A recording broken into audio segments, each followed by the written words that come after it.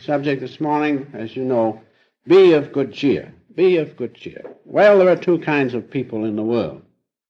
There are those known as the optimists who have their attention and direct their efforts to lifting their consciousness from this worldly duality of existence where there is nothing but disappointment, little pleasure, mostly disappointment.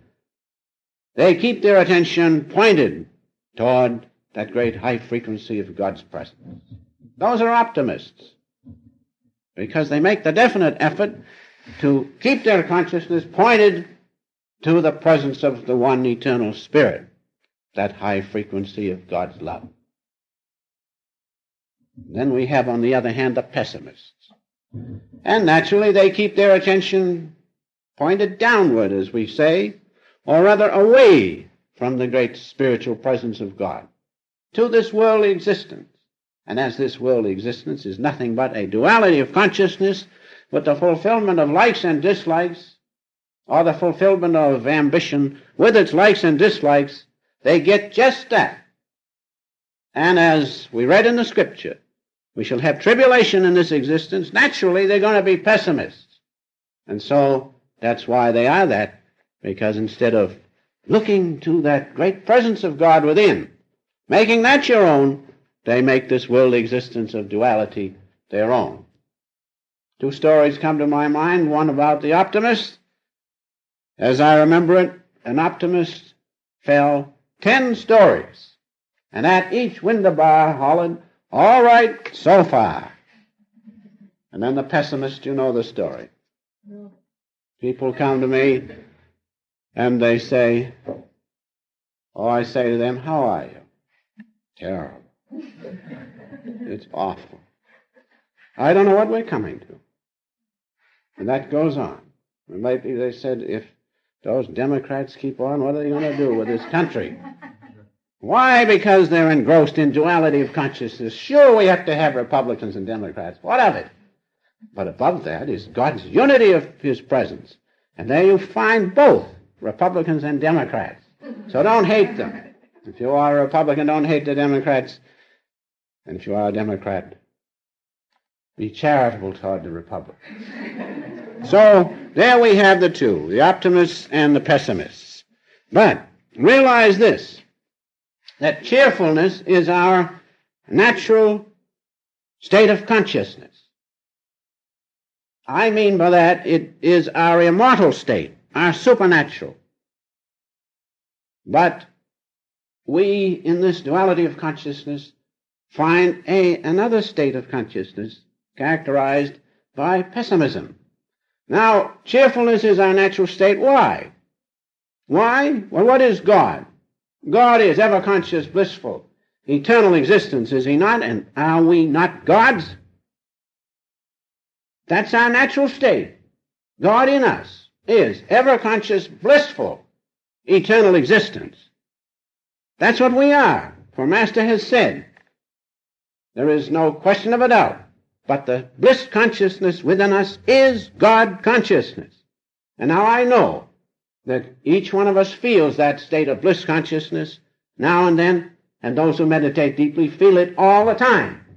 And so God is with us, and that is our natural state of consciousness, cheerfulness.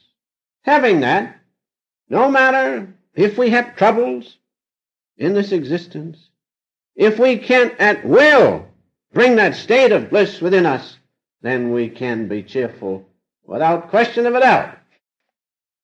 One other thing the Master has said, which is most beautiful, is this: serenity is a quality of the soul and is not conditioned by outward consciousness. Why? Because when you're in soul consciousness, you're not in outward consciousness. You cannot have your cake and eat it.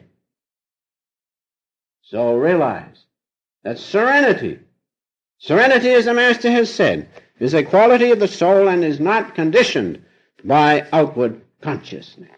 We have an illustration of this serenity or this cheerfulness in little children. If you can remember back that far, when you were a child, you remember how wonderful it was? Of course, when your little will was obstructed, then you didn't like it. But at first you felt good when you were young. You felt free. Why?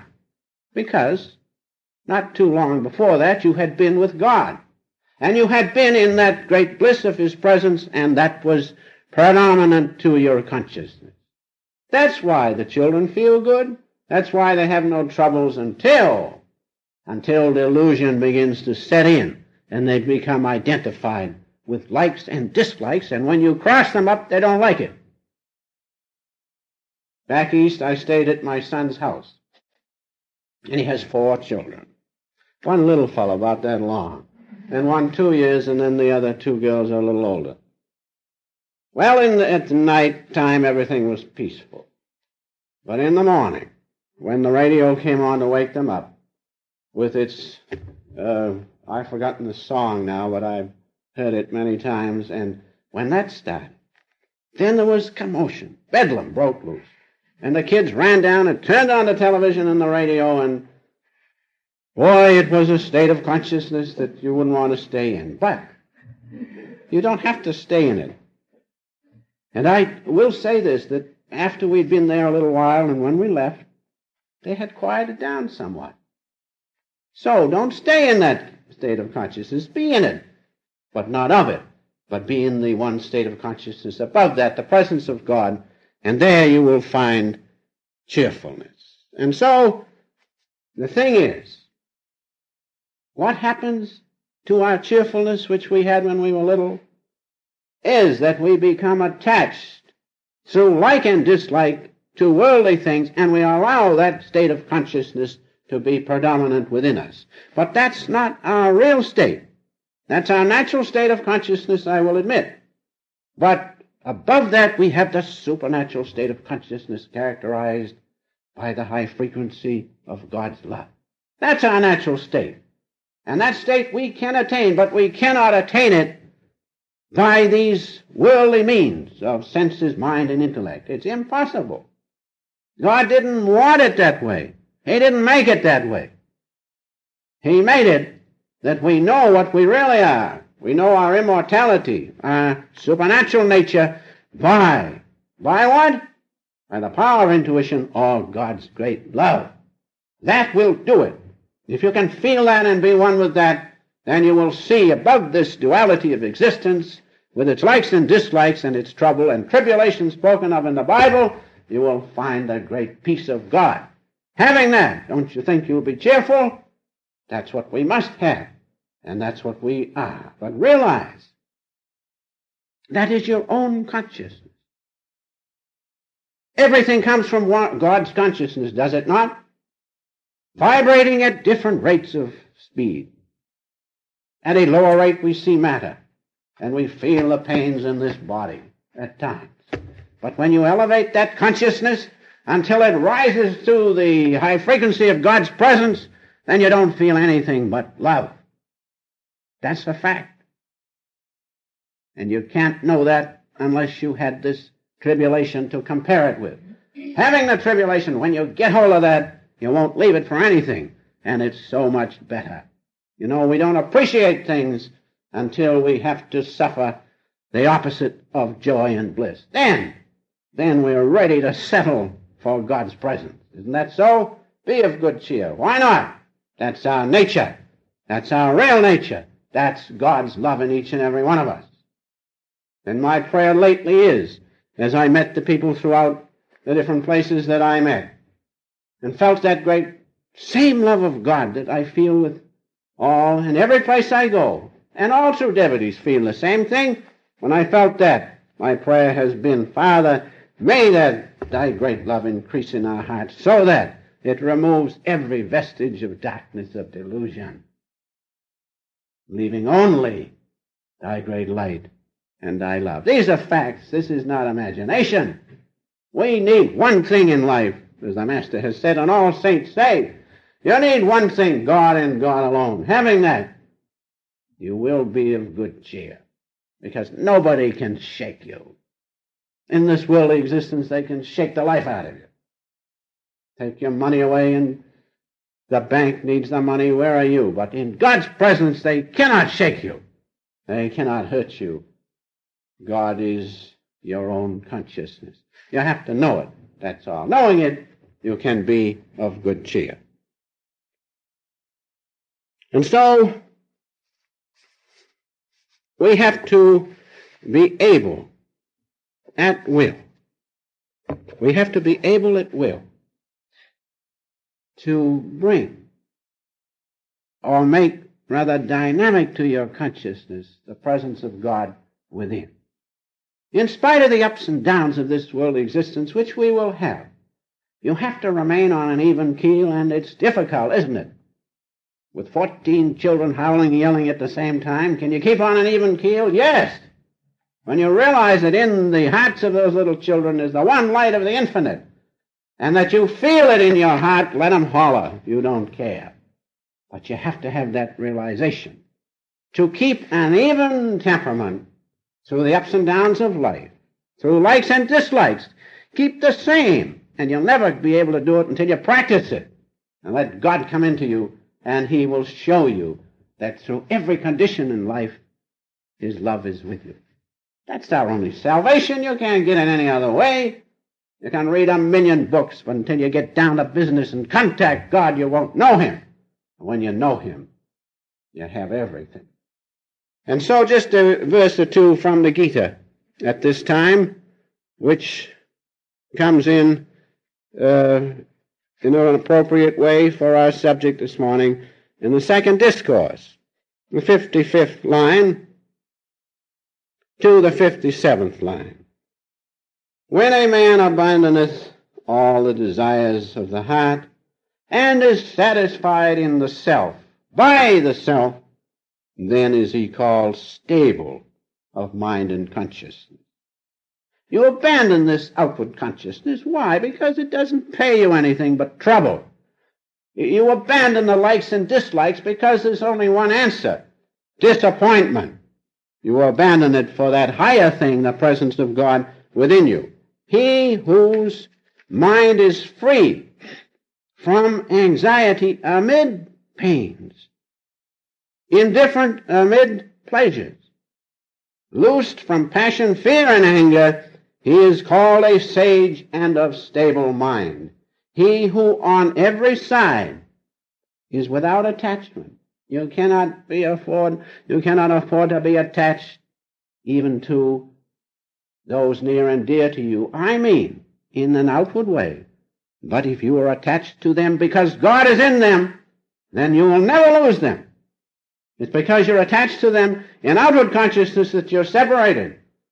But by the grace of God in His one light, if you can feel them and see them and know that He is in them, and somehow inspire them to lift themselves up into His presence, nothing is lost. You will never lose them. Isn't that worth striving for? As the Master said, I said one time, "Sir, here we are, enjoying ourselves with you," but I said, "We have to leave it all." He said, "What are you talking about? We will know each other better on the other side than we know each other now." That was most wonderful. Be of good cheer. Do right. Serve God. And you will never lose. And so the Gita says just that. He who on every side is without attachments, whether hap or fair and foul, who neither likes nor dislikes, of such a one the understanding is well poised. And then one other line, the 64th line of the same discourse. 64th line, we read, "But the disciplined self, moving among sense objects, with the senses free from attraction and repulsion, mastered by the self, mastered by God within us." That's what it means. Our consciousness is none other than God's consciousness, mastered by that, following that, doing God's will. It says, he goeth to peace. In that peace the extinction of all pains ariseth from him, for of him whose heart is peaceful, the reason soon attaineth equilibrium.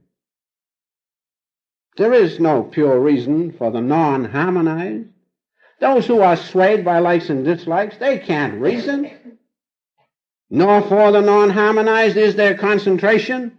If you are swept here and there, by likes and dislikes. Can you concentrate on anything? No. But for him, the Gita goes on to say, without concentration, there is no peace. And for the unpeaceful, how can there be happiness? How can there be any peace? How can there be any good cheer unless you have that one thing which we really must have and all need, the conscious, dynamic understanding and touch and realization of God's presence within us. We have to know that high frequency of God's great love. Having that, you will be of good cheer. And we have to be able to do it at will. And so when troubles come in upon us, the Master used to say, we must never lose our peace. We must be able to stand unshaken through the crash of breaking worlds. Now, how can you do that except you know God? How can you do it unless God's love is your own? Knowing that, having that, nobody can shake you. There's no other way. But having that, you stand unshaken through the crash of breaking worlds. Now, I remember how the Master used to say that. And when you saw him, heard him say it, you felt the great strength of his power. Why? Because God spoke through him, that's why. Now, Jesus says the same thing when he says, my kingdom is not of this world. My kingdom is not of this world. Plain words, the kingdom of God is not in outward consciousness. It's not in duality of consciousness. It's not in the consciousness of likes and dislikes, but it is in the unity of God's presence right within each and every one of us. And if we keep struggling, trying, meditating regularly, you will find that not you, but God elevates your consciousness so that you vibrate in tune with his great high frequency of love. These are scientific facts. Love is the highest vibration of God's presence in manifestation. But by the grace of God, he has sent us self-realization, sending us the ways and the means. We too can actually know and be one with that great love of God. That's why self-realization means so much to me more and more as I go on, because it gives us the ways and the means to do it, and those who do it will feel God's presence and know his love. Those who do not do it will not know. That's why the Master means so much to me. Why? Because it is none other than God, the one Father, the one Divine Mother who came as our beloved Master. There cannot be two. There is one infinite Father, and his manifestation is love. And that manifestation, feeling so much for you and for me, took the form of our beloved Master and came to us. Whom do we praise? Whom do we give? To whom do we give the credit? To God alone. Because the Master said to me, he said, never mind what happens to me. I'm nothing, he said, but that light which you see, and which all true devotees see, and that love which you feel is far greater than I am. That's God himself. And so, realize God alone. Don't settle for anything else. Don't follow personalities, but follow God alone, and you will be of good cheer. And so finally, realize that we must know the presence of God within, and to be able to be in it at will. Having that, having oneness in the realization of the great love of God within and his great light and his power, you can then be an inspiration to others. That they be cheerful, that they be of good cheer. For in the Scriptures we read these wonderful words. In Isaiah, the 26th chapter, the 3rd verse, remember them. Thou wilt keep him in perfect peace, whose mind, whose consciousness is stayed in me.